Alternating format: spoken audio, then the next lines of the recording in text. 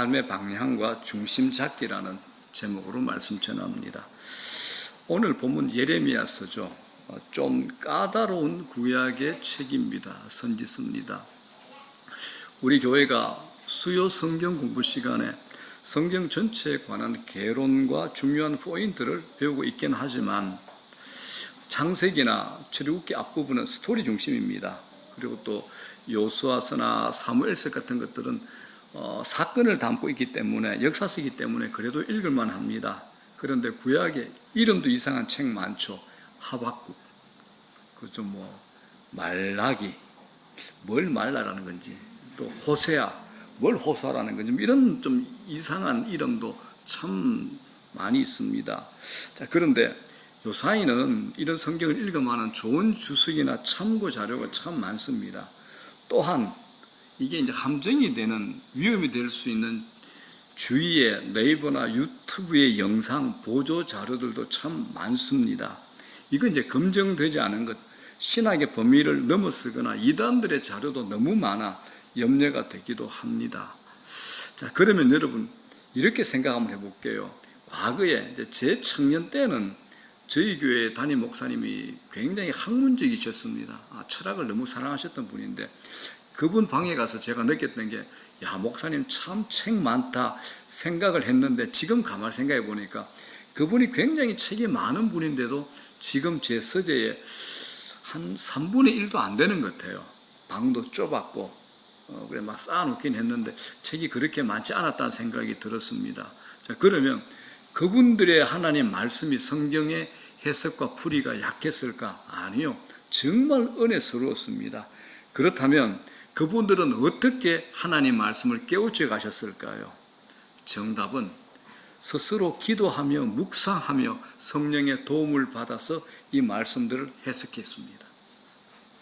그래서 여러분, 이런 본문의 예레미야 같은 이런 말씀도 제가 이렇게 얘기하고 싶습니다. 어떻게 읽죠? 소리내어 읽으셔야 됩니다. 성경은 반드시 소리내어 읽는 겁니다. 그리고 성경은 반복해서 읽는 겁니다. 천천히 읽으셔야 됩니다. 이렇게 읽으면 여러분들이 많이 읽는 것, 통독하는 것, 숲으로 보는 것, 망원경으로 보는 것들은 힘들지만은 우리가 묵상하는 짧은 구절들은 이렇게 읽으시면 말씀들이 대부분 다 풀립니다. 왜냐? 하나님은 성경을 통해서 성경 속에서 우리에게 부단히 말을 걸어오십니다. 여러분, 성경 읽다가 하나님께서 내게 말을 걸어온다, 이런 느낌 못 받으셨습니까?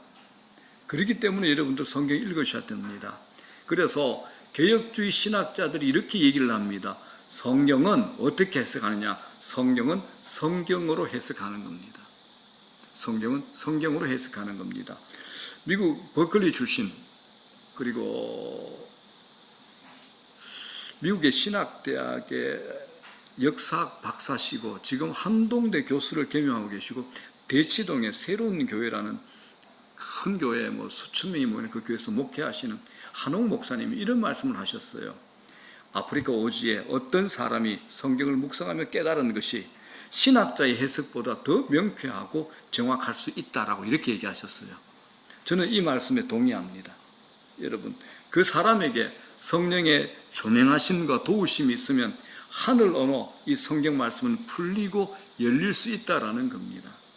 그래서 성경은 첫 번째 소리내어, 두 번째는요 반복해서, 세 번째는 천천히 읽으셔야 됩니다. 이게 쌓이기 시작하면 영적인 생장점이 빵 하고 터집니다. 영적인 눈이 열리기 시작합니다. 그러면 이 하나님의 말씀이 시편 기자의 고백처럼 꿀송이처럼 답니다. 그렇게 마실 수가 없습니다. 이제 그때부터 어떻게 됩니까? 성경을 먹는다 그러죠. 에스겔서의 표현대로 성경을 먹는다 하는 겁니다. 자, 본문 예레미야의 기도입니다. 기도에서 중요한 것은 여러분의 기도의 열심, 기도의 내용, 기도문 아닙니다. 기도에서 제일 중요한 게 뭡니까? 기도의 대상입니다. 대상. 기도의 대상이신 하나님이 누구신가를 잘 아는 것, 이것보다 더 중요한 게 없습니다. 여러분들이 기도하실 때 큰 소리 치면서 막 기도하는데, 하나님 이거 도와주십시오라고 말은 그렇게 하는데 하나님을 묵상하는 게 아니라 누굴 묵상하느냐? 자기가 생각하는, 자기를 도와줄 수 있는 그 사람을 묵상하며 기도하는 겁니다. 그 기도 꽝입니다. 하나님 묵상하면서 기도하시는 겁니다. 그러므로 기도의 제일 중요한 게 누구냐? 기도의 대상입니다. 하나님이십니다. 이걸 여러분들이 기도하시면 점검하셔야 돼요. 내가 기도하고 있는데, 정말 좋은 말로 기도하고 있는데 마음이 뻥 뚫리는 것 같은데 내가 누구한테 기도하고 있는 겁니까? 사람을 묵상하면서 사람께 기도하고 있는 겁니다. 그 기도 안 됩니다. 하나님을 묵상하셔야 됩니다. 문제를 묵상하면 안 됩니다. 하나님 묵상하는 겁니다. 사건을 묵상하는 거 아닙니다. 하나님 묵상하는 겁니다. 이게 기도가 됩니다. 하나님이 누구이신가를 알고 경험하고 경험할수록 그 사람의 기도는 더 깊어지고 그 사람의 영적인 영토는 더 확장이 될 겁니다. 그래서 여러분들이 성경을 읽을 때 제일 먼저 해야 될 거, 하나님은 누구이신가, 하나님은 어떤 분이신가, 이걸 제일 먼저 보셔야 됩니다. 하나님이 어떤 분이신가. 종교개혁자 깔뱅, 그분의 명제죠. 기독교 고전이죠. 기독교 강요 서문에 이런 글이 나옵니다.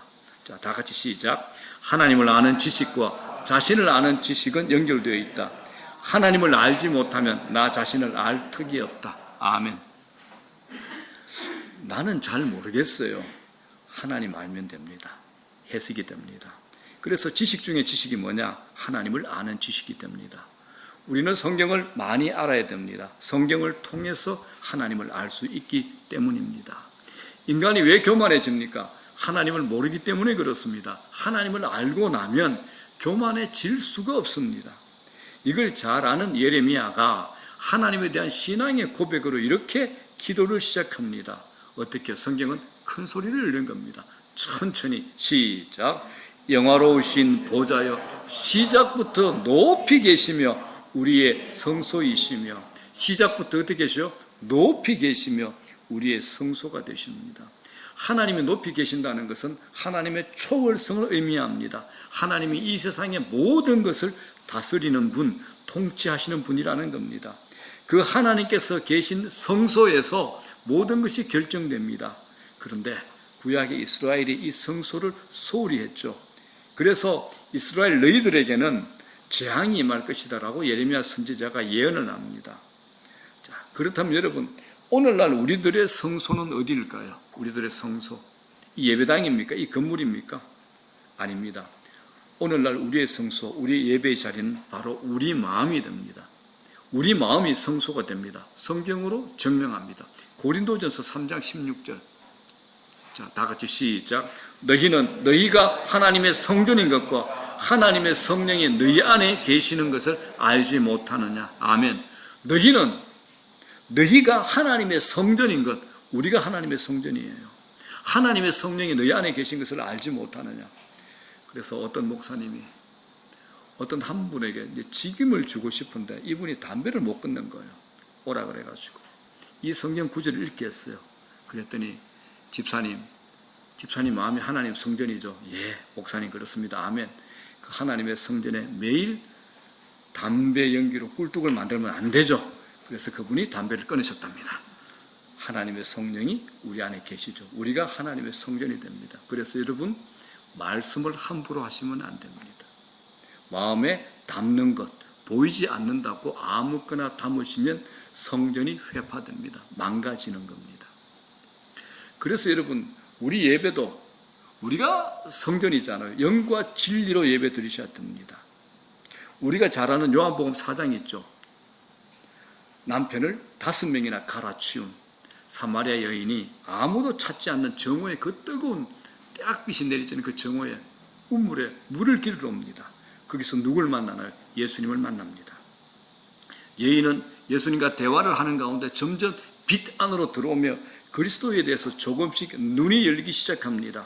그래서 예수님에게 이렇게 얘기하죠. 내가 보니 당신이 선지자입니다 라고 고백을 합니다. 영적인 눈이 떠여지기 시작한 겁니다. 여러분, 이렇게 영적인 깨달음이 온다는 것 특별한 일입니다. 우리가 보는 것 같지만 보지 못하는 세계가 있죠. 다 보는 것 같은데 보이지 않는 세상이 있죠. 눈으로 보지 못하는 영적인 세계가 있잖아요. 눈으로 볼 수 있는 육의 세계가 있습니다. 여러분, 영적인 눈이 자꾸 떠주셔야 됩니다. 영적인 민감성이 자꾸 깊어지셔야 됩니다. 저는 그래서 우리 모두가 영적 감지력, 영적 민감성이 날마다 더 예민해지고 깊어지면 좋겠습니다. 그렇게 되시기를 주의 이름으로 축원합니다. 이 여인도 영의 눈이 빵 하고 열리면서 문제 제기를 합니다.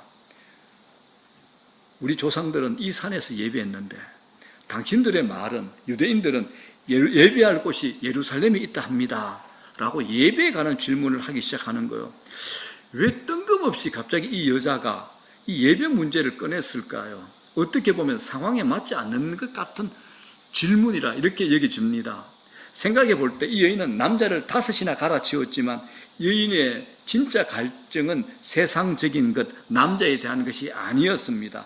그녀에게 가장 큰 목마름의 원인이 뭐냐? 예배였습니다. 예배. 이 여인의 질문에 주님은 기다리셨다는 듯이 주옥 같은 예배론을 펼치십니다. 마치 네 삶의 핵심은 예배다라고 얘기하는 것처럼 주님은 그 여인이 가지고 있는 예배에 대한 오해를 풀어주시는 겁니다. 그런데 이 여인의 관심이 뭐냐? 예배의 장소였습니다. 우리 조상들이 드린 이 산이 예배 드릴 곳입니까? 아니면 당신들이 찾아가는 예루살렘입니까? 라고 예배 장소에 대해서 이 여자가 궁금증이 있었습니다. 그런데 주님은 예배에 대한 새로운 정의를 내리셨습니다. 다 같이 요한복음 4장 23절입니다. 시작. 아버지께 참되게 예배하는 자들은 영과 진리로 예배할 때가 오나니 곧 이때라. 아버지께서는 자기에게 이렇게 예배하는 자들을 찾으시느니라. 아멘. 예수님은 새로운 시대가 왔음을 말씀합니다. 그건 바로 예배의 변화인데 예배는 장소가 아니라 영과 진리의 예배임을 말씀하시는 겁니다. 먼저 어떤 예배죠? 영으로 드린 예배입니다.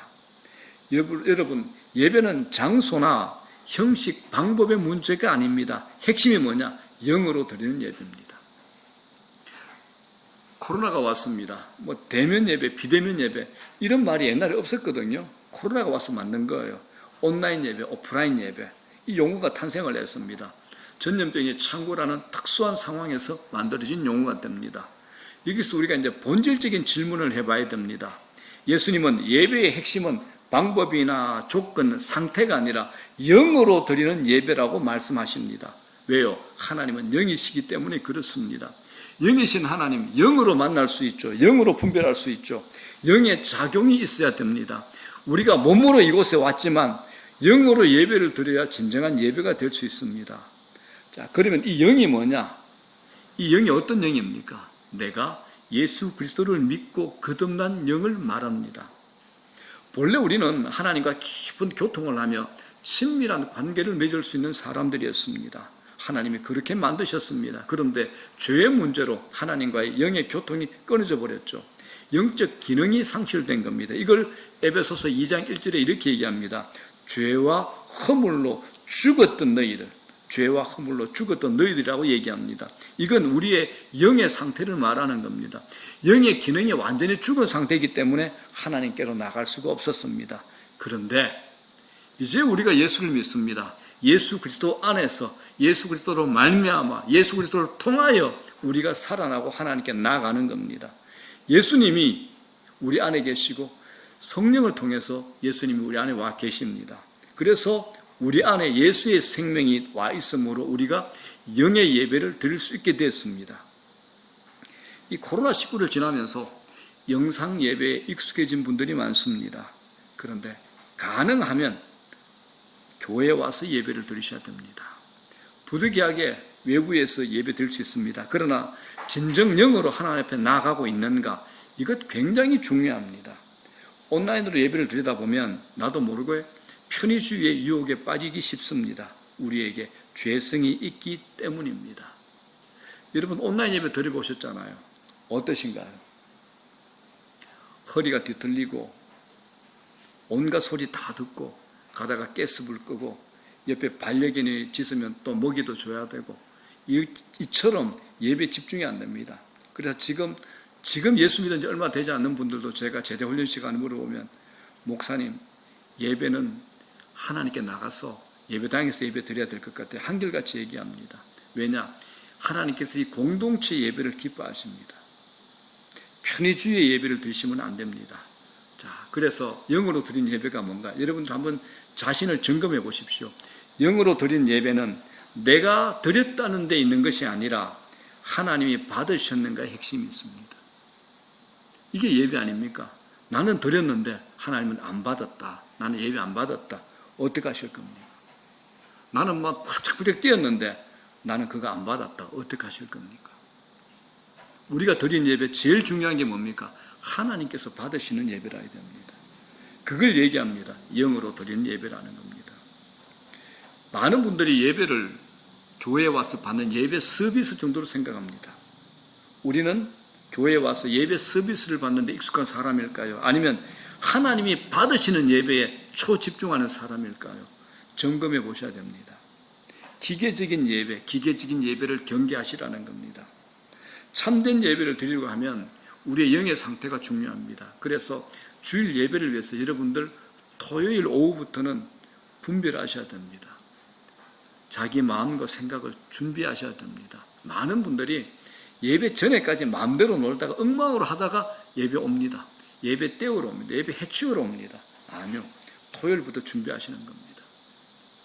저희 어머님들, 제가 처음 예수 믿을 때 할머님들, 헌금, 금액이 중요 안 하잖아요. 그때 10원짜리 종이로 된 거 인두로 다 드렸습니다. 하나님께 올려드리는 건데. 그리고 성경책에 넣어 가져와가지고 아주 겸손하게 드렸습니다. 옷, 토요일 되면 제일 깨끗한 것으로 옷을 빨아서 깨끗하게 데려서 준비하고 왔습니다. 저는 그렇게 배웠습니다. 그래서 저도 그걸 봤기 때문에 제가 5년 전까지 직장 생활을 했잖아요. 양복을 처음 사면 언제나 주일날 제일 먼저 입고 갔습니다. 자랑하러 입고 간 거 아닙니다. 하나님께 내가 제일 깨끗한 모습으로 보여드린다. 저는 그 마음으로 하나님께 왔습니다. 여러분, 기계적인 예배를 경계하셔야 되고 참된 예배를 드리고 하면 우리 영의 상태가 중요합니다. 영에 죽어 있으면 예배 참관자는 될 수 있지만 주님이 기뻐하시는 예배자가 될 수 없다라는 겁니다. 예배는 철저히 영의 일입니다. 영이 적극적으로 하나님을 향해 열려 있어야 되는 겁니다. 영으로 찬양하는 사람들 찬양이 다릅니다. 단순히 자신의 감정이 흥겨워서 부르는 찬양, 그거 아닙니다. 입술로 부르는 것과 영으로 부르는 찬양은 다릅니다. 우리나라 최고의 가수가 있었죠. 그죠? 제이로 시작하시는 분. 그분 노래 너무 잘해가지고 미국에서 또 신학도 하셨던 분입니다. 그런데 그분 안에 하나님의 영이 있는가를 늘 의심이 났습니다. 그런데 미국에서 정말 유명한, 그때 빌리 그레암 목사님 오실 때 그때일 겁니다. 수많은 사람이 모여서 그분이 앞에 찬양을 하는데 완전히 죽사버렸습니다. 노래로 했거든요. 죽사버렸습니다. 그런데 정말 노래는 잘 하지 못하는데 영이 있는 사람, 성령의 기름 부음이 있는 사람이 찬양을 했는데 전부 다 울고 난리가 났습니다. 하나님의 임재가 있는 거죠. 여러분, 노래도 찬양도 영으로 하는 겁니다. 그래서 여러분들이 우리 찬양팀 위해서도 늘 기도해 주셔야 됩니다.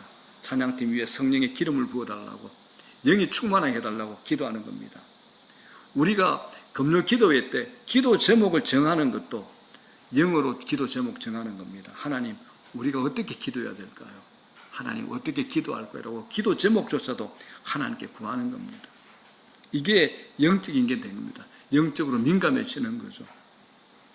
영으로 하나님 말씀을 듣는 사람은 다릅니다. 영적인 말씀을 알아듣습니다. 말씀을 영으로 반응하는 거죠.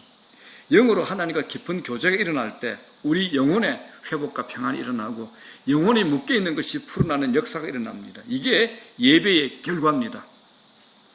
우리 모두가 영으로 예배하는 은혜가 있게 되기를 축원합니다. 여러분 모두가 영이 살아있기를 바랍니다. 그리고 또 있습니다. 영과 진리로, 두 번째 진리로 드리는 예배입니다. 여러분 자칫하면 우리가 예배를 나 중심으로 예배를 드리기가 쉽습니다. 가끔 오늘 예배 참 좋았어라고 말하는 분이 있죠. 뭐 괜찮습니다. 그런데 자신에게 왜 좋았는지 질문해 보셔야 됩니다. 이게 무슨 말이냐? 자기 기분과 연결해서는 안 된다라는 겁니다. 자기 기분과 자신의 감정, 자신의 기호, 자신의 분위기가 예배의 초점은 아닙니다. 철저히 예배 중심은 누굽니까? 하나님이십니다. 예배는 하나님으로 시작해서 하나님으로 끝나는 겁니다. 누가 하나님께 몰두할 수 있습니까? 하나님이 누구이신지를 아는 사람은 하나님께 몰두할 수 있습니다. 그분이 누구인가를 알게 되면 그분에게 합당한 최상의 것을 올려드리고 싶어 합니다. 우리는 하나님에 대한 목마름이 있어야 됩니다. 하나님을 모르는데 어떻게 예배가 가능합니까? 우리의 평생의 삶이 하나님을 알아가는 여행이 되어야 됩니다. 하나님을 아는 지식, 이것보다 더 나은 지식은 없습니다. 하나님을 아는 일에 대한 목마름이 있어야 됩니다. 하나님을 아는 수준에 따라서 예배의 수준도 달라집니다. 자, 4장 23절 다시 한번 보십시오. 다 같이 시작. 아버지께 참되게 예배하는 자들은 영과 진리로 예배할 때가 오나니 곧 이때라. 아버지께서는 자기에게 이렇게 예배하는 자들을 찾으시느니라. 하나님은 영과 진리로 예배하는 자들을 찾으신다는 독특한 표현이 등장합니다. 하나님의 관심은 누굴까요? 예배자입니다. 하나님의 관심은 여러분 예배자입니다. 하나님이 귀중히 여기는 기준은 참된 예배자입니다. 그래서 제가 청년들에게 자주 얘기합니다. 당신이 예배에 목숨을 거십시오. 하나님께서 당신의 인생 책임져 주실 겁니다. 라고 얘기합니다. 예배에 성공하면 인생에 성공합니다. 라고 저는 자신 있게 얘기합니다. 저는 제가 보증을 합니다. 예배에 성공하면 그 인생 성공합니다. 예배자를 찾으신다는 이 말씀에 당시에 진정한 예배자가 없다는 의미가 포함되어 있지 않겠습니까? 예수님 시대에 얼마나 많은 이스라엘에 얼마나 많은 예배가 있었겠습니까? 그런데 주님은 예배자를 찾고 있다고 말씀합니다. 이 시간 한국교회 예배드리는 분들이 얼마나 많습니까? 그런데 하나님은 예배자들을 찾고 계신답니다. 우리 모두가 하나님이 찾으시는 예배자들이 되면 좋겠습니다. 우리 모두가 하나님이 찾으시는 예배자예요. 수많은 그리스도인들이 주일이면 예배로 나오고 있습니다. 모두가 참된 예배자일까요? 하나님은 예배 행사 받으시는 분은 아닙니다. 예배의 순서가 아닌 예배자의 태도에 대해서 관심이 있으신 분입니다. 하나님은 예배자의 예배를 받으십니다. 예배자의 예배요. 예배를 위한 이런 쾌적한 공간도 우리에게 필요한 것이지 하나님에게 필요한 것 아닙니다. 하나님은 오직 한 가지, 예배자이면 충분합니다. 험한 창고 같은 곳이라도 참된 예배자가 있다면 나 그 예배 받는다. 나는 그 사람 귀중히 여긴다. 나는 만족한다. 기쁘다라고 말씀하시는 겁니다. 하나님은 수준 높은 음악에 감동하시는 분 아닙니다. 그 속에 영과 진리가 담겨 있는가 그걸 보신다는 겁니다. 그러므로 예배가 뭐냐? 저는 이렇게 표현하고 싶습니다. 하나님의 영광과 접촉하는 일, 이게 예배입니다.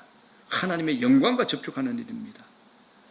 자, 사랑하는 여러분, 우리 삶 가운데 이런 예배가 끊어지면 어떤 일이 일어날까요? 예배가 끊어지면 예배의 자리에 무엇이 되든지 우상이 자리 잡습니다. 우상 숭배는 우리를 망가뜨리는 치명적인 문제입니다. 이스라엘 역사 보십시오. 늘 우상 섬기다고 망가뜨림을 당하고 깨지고 부서진 그게 바로 이스라엘 역사입니다.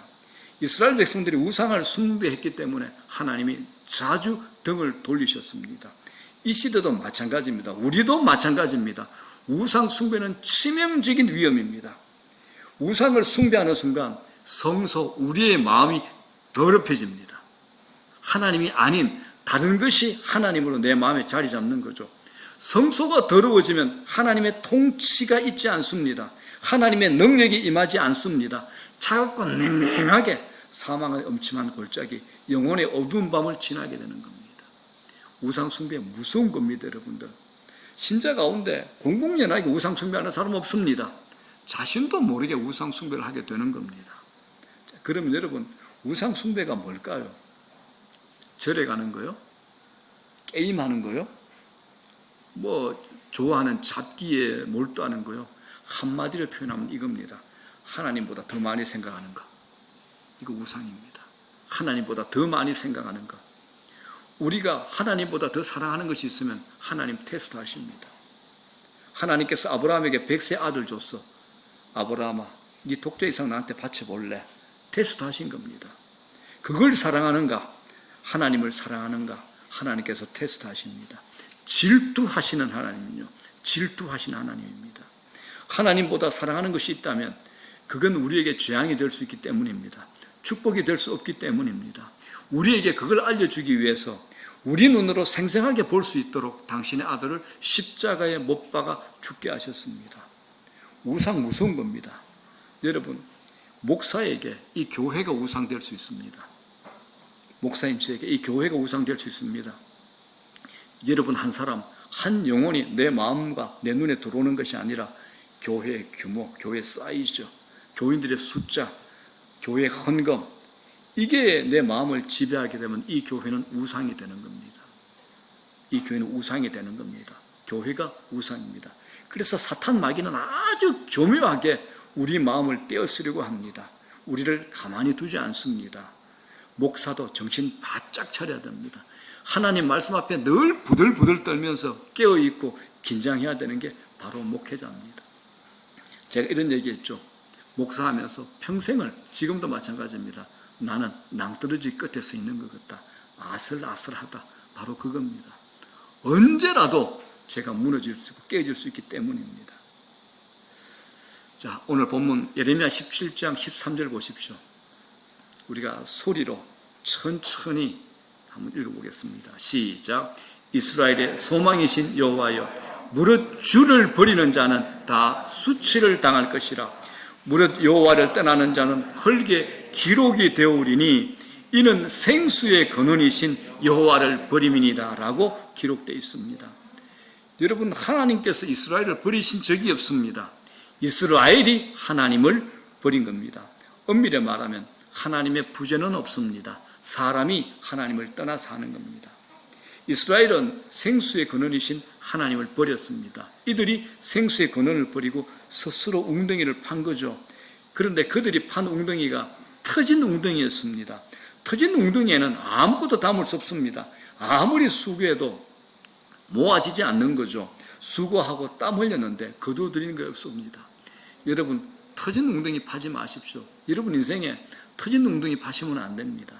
생수이신, 생명의 생수이신 하나님을 가까이 하셔야 됩니다.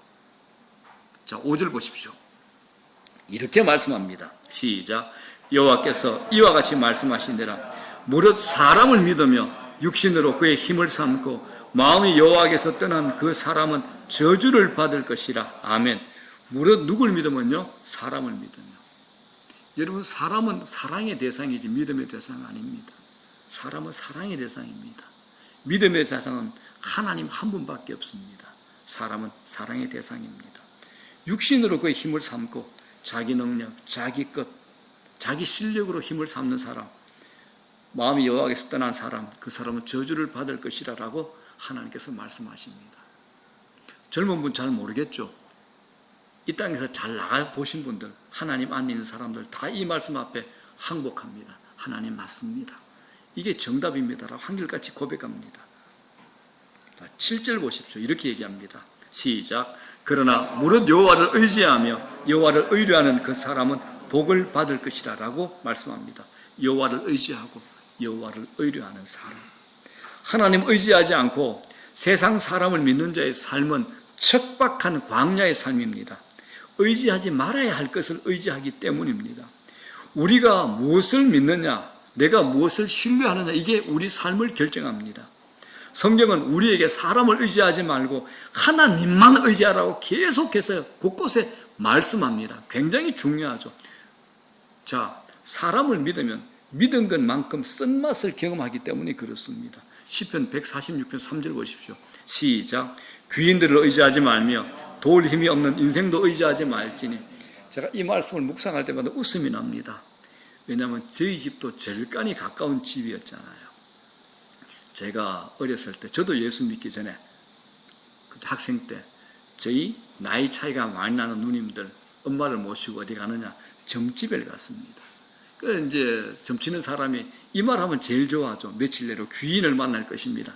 제일 좋아했습니다. 그러면 이제 누님들끼리 얘기를 합니다. 제가 듣습니다. 와, 그 실력 있는 분이, 그 능력 있는 분이 언니야, 보름 만에 내가 귀인 만난대. 저는 보잖아요. 보름이 지나도 아무 일도 생기지 않습니다. 귀인이라는 말에 속지 마십시오. 여러분, 귀인들을 의지하지 마라. 도울 힘이 없는 인생 의지하지 말라고 얘기합니다. 분명합니다. 인간 도움되지 않습니다. 사랑하십시오. 자신도 힘겹게 살아가는데 누구를 진정으로 도와줄 수 있습니까? 인간이 도와줄 수 있는 건 잠깐 일색이고 한계입니다. 하나님 믿으셔야 됩니다. 하나님 믿으십시오. 자, 14절 보십시오. 그래서 이렇게 고백하죠. 시작. 여호와여, 주는 나는 찬송이시오니 나를 고치소서. 그리하시면 내가 낫겠나이다. 나를 구원하소서. 그리하시면 내가 구원을 얻으리이다. 여러분들도 이렇게 기도하셔야 돼요. 주님, 나를 고치소서. 내 마음 아픕니다. 나를 고치소서. 내 생각이 삐뚤어져 있습니다. 나를 고치소서. 내 어깨가 아픕니다. 나를 고치소서. 기도하셔야 됩니다. 병든 마음, 병든 몸 고쳐달라고 호소하고 있는 겁니다. 하나님을 떠나 살면 모든 것이 망가질 수밖에 없습니다. 하나님을 떠난 사람들은 마음이 병듭니다. 마음이 병들면 별의별 일 다 생깁니다. 망가진 삶을 살 수밖에 없는 겁니다. 여러분 지금 어떻습니까? 정신적으로 어려운 사람들이 늘어나고 있습니다. 마음이 병들었죠. 왜 사람들의 마음이 병들었을까요? 그늘로 올라가 보십시오. 하나님을 의지하지 않고 인간을 신뢰했기 때문에 그렇습니다. 하나님을 떠나면 사람들은 불안합니다. 존재론적으로 하나님을 떠나면, 나를 만드신 창조주를 떠나면 불안해질 수밖에 없습니다. 존재론적으로 불안해지는 겁니다. 불안은 하나님이 계시지 않을까? 마음이 쉬지 못하는 거죠. 그래서 생겨나는 겁니다. 자, 보십시오. 사람들이 불안을 해결하기 위해서 열심히 살아갑니다. 주위에 참 많죠. 그런데 열심히 산다고 불안이 사라집니까? 잠깐 기억하지 않을 뿐이지, 잠깐이라도 쉬게 되면 늘 그 불안은 찾아옵니다. 돈을 많이 벌면, 돈을 많이 가지면 불안이 사라집니까?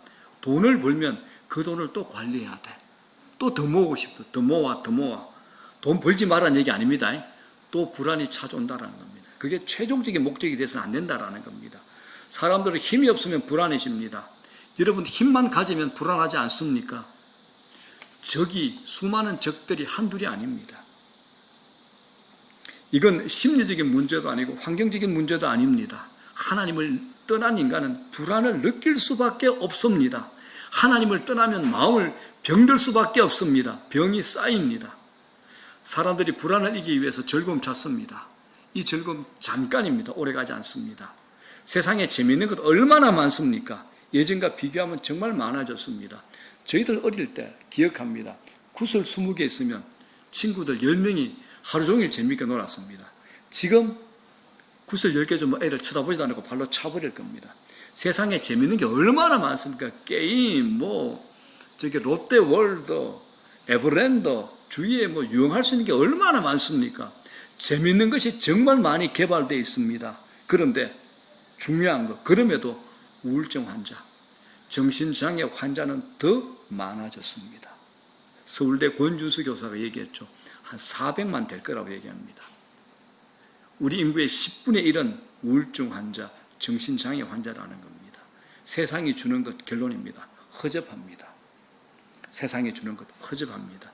그 기쁨, 그 즐거움 짧습니다.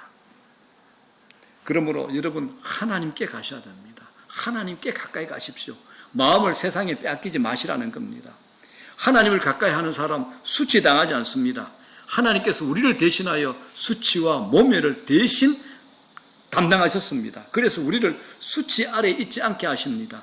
그리스도의 복음으로 무장되어 있는 사람은 누가 조롱한다 해도 두려워하지 않습니다. 많은 사람들이 누가 나를 조롱한다 상상하잖아요. 그리고 늘 힘들어합니다. 자존감이 깨지고 내가 왜 이런 대우를 받고 있지 생각하면서 동굴로 들어가면서 나오지 않습니다. 그런데 복음으로 무장되어 있는 사람은 누가 조롱한다 해도 두려워하지 않습니다. 조롱하는 말에 연연해하지 않습니다. 예수님께서 나의 수치를 다 덮어주셨기 때문입니다. 우리는 여러분 세상 사람들의 말에 따라서 오락가락하는 존재 절대 아닙니다. 우리는 예수님 안에서 이미 인정받고 존경받고 존중받고 사랑받는 자들입니다. 그러므로 우리는 하나님께 매일 더 가까이 가셔야 됩니다. 야고보서 4장 8절 보십시오.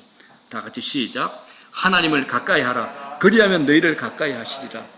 우리가 하나님께 한 걸음 가면 하나님 10걸음 가까이 오십니다. 내가 반 걸음 가면 하나님 5걸음 오십니다. 쳐다만 봐도 내 앞에서 빈 것이 웃고 계십니다. 여러분 하나님께 가까이 가십시오. 하나님께서는 하나님 찾는 자 버리지 않으신다고 약속하셨습니다. 찾아 가까이 가기만 하면 하나님께서 더 가까이 오신다는 겁니다. 사무엘상 2장 30절 보십시오. 다 같이 시작. 나를 존중 여기는 자를 내가 존중 여기고 나를 멸시하는 자를 내가 경멸하리라. 여러분들은 어떤 분입니까? 하나님을 존중하시는 분입니까? 하나님을 외면하고 멸시하는 분입니까? 하나님이 우리 마음에서 멀어지면 여러분 그때부터 인생이 기울어집니다. 세상에서 잘 나간다 하더라도 교회에 드문드문 나오고 의무적으로 예배에 참석하는 사람은 위험합니다. 우리는 하나님이라는 말만 들어도 정신이 번쩍 들어야 됩니다. 대화 속에서 하나님이라는 말이 계속 나와야 됩니다. 하나님이 모든 이야기의 결론이 되어야 됩니다. 가정에서 하나님이라는 단어가 계속 나오는데 부부싸움이 있겠습니까? 가정에서 하나님이 계속 나오는데 아이들이 부모의 말에 순종하지 않겠습니까? 여러분들은 하나님을 얼마나 가까이 아십니까? 하나님께 가까이 나갈 수 있는 환경이 마련되어 있습니까? 은혜 받기에 적합한 조건이 갖추어져 있습니까? 우리 그리스도인들은 뭘 하든지 영적으로 최적인 환경을 먼저 만드셔야 됩니다. 하나님께 온전히 예배 드릴 수 있는 온전한 환경을 갖추셔야 됩니다. 여러분들의 직업과 삶이 최상위에 올라간다 하더라도, 여러분들의 연봉이 정말 최상위까지 올라간다 하더라도 하나님께 예배 드리는 주의를 지키기 힘들다면 영적으로 고갈될 수밖에 없습니다. 그래서 안식일을 섬기는 것, 안식일을 구분하여 지키는 것, 이렇게 중요한 겁니다. 세상적으로 잘 나가는지 모르지만 인생이 고갈될 수밖에 없습니다. 성경의 말씀대로 생수의 근원을 버리면 사막이 됩니다. 자, 15절 보십시오. 시작. 보라, 그들이 내게 이르기를 여호와의 말씀이 어디 있느냐? 이제 임하게 할지어다 하나이다. 이건 대적자들이 조롱하는 겁니다. 하나님 말씀 어디 있냐? 그런데 하나님 말씀은 살아있습니다. 여러분 잘 들어보십시오. 하나님을 무시하는 것과 하나님의 말씀을 무시하는 것은 같습니다. 같습니다. 하나님을 무시하면 하나님 말씀이 귀에 들리지 않습니다. 그러나 여러분들이 하나님을 경외하게 되면 하나님 말씀이 천둥 소리처럼 들려올 겁니다. 하나님 말씀이 들리셔야 됩니다. 하나님 말씀이 내 귀와 내 눈과 내 입에 붙어 있어야 됩니다. 말씀을 가까이 하셔야 됩니다. 어려움이 올수록 말씀을 붙드셔야 됩니다. 말씀을 가까이 하지 않으면 그 영혼 사막이 됩니다. 우리는 어려움이 오면 어떻게 합니까? 이 말씀을 제쳐두고 사람들의 말에 자꾸 귀 기울입니다. 누가 무슨 말을 하는가 여기에 관심을 가집니다. 세상의 정보에 촉각을 세우죠. 사람들의 말에 좌지우지하고 요동을 칩니다. 그러나 하나님 말씀에 귀 기울이면 사람들이 무슨 말을 하든지 상관하지 않습니다. 사람들 말에 흔들리지 않는다라는 겁니다. 하나님 말씀을 들으셔야 됩니다. 사람들의 말 문제 해결할 수 없습니다. 하나님 말씀에 의해 문제가 해결됩니다. 하나님 말씀에 무게를 두셔야 됩니다. 바쁠수록 힘들수록 하나님 말씀을 가까이 하셔야 됩니다. 하나님 말씀이 없으면 자기 생각대로 살 수밖에 없죠. 자기 기분대로, 자기 감정대로, 자기 분위기대로, 자기 느낌대로 사는 겁니다. 자신도 모르게 시편의 표현처럼 악인의 길을 따를 수밖에 없는 겁니다. 어두운 가운데로 들어갈 수밖에 없는 겁니다. 사랑하는 여러분, 하나님 말씀 가까이 하시기 바랍니다. 하나님 말씀이 입에서 떠나지 않게 하셔야 됩니다. 하나님 말씀에 익숙하셔야 됩니다. 말씀 정리합니다. 참된 예배, 영과 진리로 예배를 드리는 것보다 하나님을 기쁘시게 하는 그런 거 없습니다. 영과 진리로 예배 드리는 하나님이 찾으시는 예배자가 되십시오. 예배다운 예배를 드릴 때 우리 안에 완전한 배부름이 찾아옵니다. 예배로 승부를 거시기 바랍니다. 예배에 성공하는 자, 그 사람 인생 성공합니다. 우리 예배가 온전히 영과 진리로 드려지면 세상으로부터 받은 두려움이나 억눌림이 자연스럽게 사라집니다. 평강, 하나님의 평강, 샬롬의 평강을 누리게 될 겁니다. 예배로 인해서 신자는 신자가 됩니다. 예배로 인해서 이 교회는 교회가 되는 겁니다. 또 하나 더 있습니다. 우리가 하나님을 선택하는 순간 우리는 수많은 세상의 반대와 부딪히게 될 겁니다. 그러나 하나님을 선택하고 하나님을 붙잡고 살아갈 때 하나님께서 우리로 하여금 수치를 당하지 않게 하십니다. 그 수치를 다 덮어주십니다. 예수님께서 우리 수치를 다 가려주시고 덮어주시기 때문이다. 우리는 이미 그리스도의 의의 옷을 입고 있습니다. 하나님 안에서 삶의 모든 것이 결정됩니다. 우리가 걷는 길 하나님께서 책임져 주십니다. 우리 안에 밀고 들어오는, 날마다 밀고 들어오는 우상을 거절하셔야 됩니다. 그 우상 제거하셔야 됩니다. 오직 하나님만 예배하고 하나님을 우리의 피난처로 삼을 때 우리의 삶의 방향과 중심이 잡힐 줄로 믿습니다. 함께 기도합니다.